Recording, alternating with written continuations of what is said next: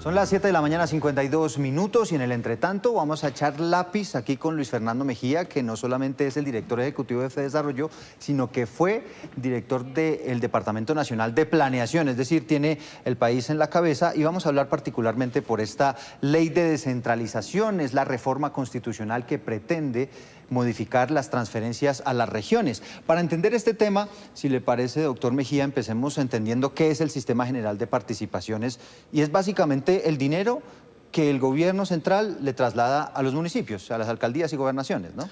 Así es, Eduardo. Mire, para este año cerca de 73 billones de pesos, que son las participaciones, los recursos que le entrega el gobierno nacional a los municipios y departamentos para estos propósitos que están acá, cerca del 90% enfocados en gastos en salud, educación, agua potable y saneamiento básico. Con eso se financia el pago de los salarios de los maestros, el pago del funcionamiento de los hospitales públicos y obviamente es muy importante para el funcionamiento de las entidades territoriales. Hoy en día esos 73 billones de pesos equivalen más o menos al 24%. ¿Qué es lo que busca esta reforma constitucional?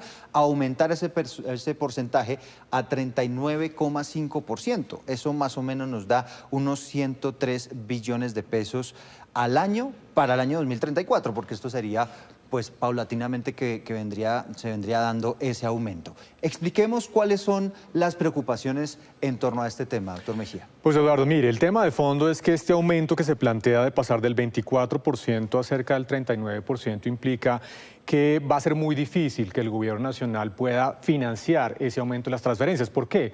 Por las inflexibilidades que tiene el presupuesto general de la nación. Fíjese, aquí usted lo ve muy claramente, 76 pesos están dedicados al pago de los salarios y el funcionamiento de la nación, al servicio de la deuda pública, al pago de los intereses y el capital y a la inversión que hace el gobierno nacional.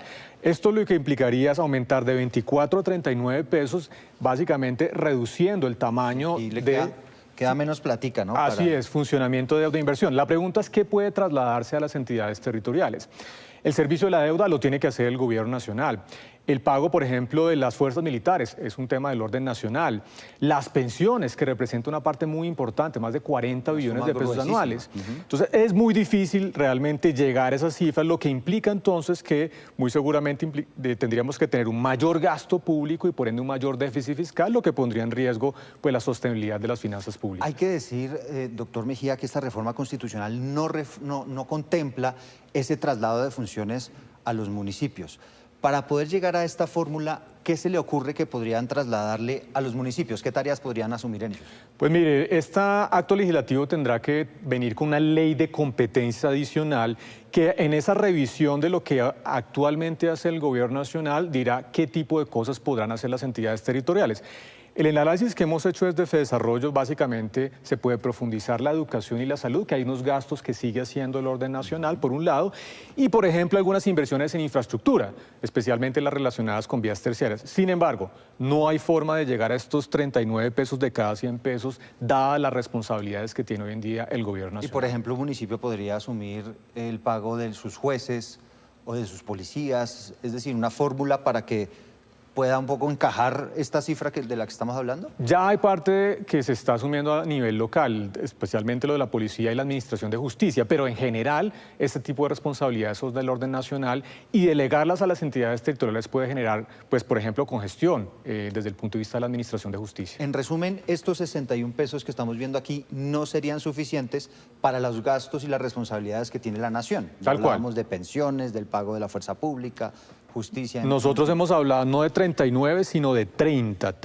pesos máximo para llegar a satisfacer las necesidades adicionales de las entidades territoriales, pero sin poner en riesgo la sostenibilidad de la deuda pública. Es decir, como está hoy planteado esta reforma constitucional, que insistimos, le falta un debate, ¿no? Esto Así ya es. prácticamente, y lo que están diciendo en el argot político, doctor Mejía, es que se va a aprobar. Es decir, esto ya no tiene reversa. Aquí estamos hablando básicamente de esta cifra. Ustedes, como bien lo decía, están haciendo un cálculo de las implicaciones que podría tener este acto legislativo. Y lo que vemos aquí es que la deuda pues se ampliaría notablemente si es que se llega a aprobar esta reforma constitucional. Mire, Eduardo, esta es la preocupación más importante que hemos dicho los analistas y en Fedesarrollo en particular.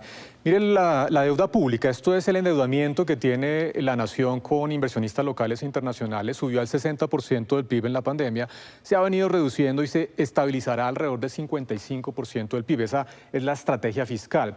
Con este acto legislativo, que implica un aumento de las transferencias a casi el 40% del total, la deuda subiría paulatinamente, llegando al límite de la deuda pública, que es del 71%, que es lo que plantea la regla fiscal. En la práctica estamos hablando de un eventual incumplimiento de la regla fiscal, lo que generaría aumentos en las tasas de interés y un mayor costo del financiamiento para todos los hogares y las empresas del país. ¿Y eso ocurriría ya llegando a este punto o ocurriría una vez, por ejemplo, se apruebe ya la reforma constitucional?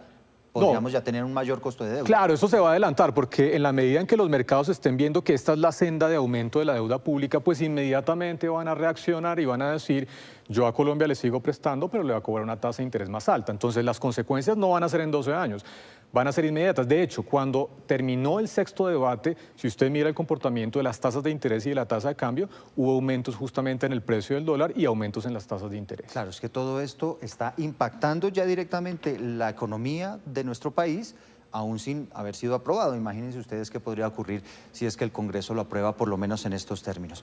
El mismo gobierno, ¿no?, está diciendo que el 39,5% sigue siendo alto, está hablando de un 37%, ustedes como Fedesarrollo plantean un 30%, ojalá pues este análisis sirva para la reflexión de los congresistas. Doctor Mejía, un gusto haberlo tenido por acá. Gracias, Eduardo, muchas gracias y un saludo muy especial a todos los televidentes.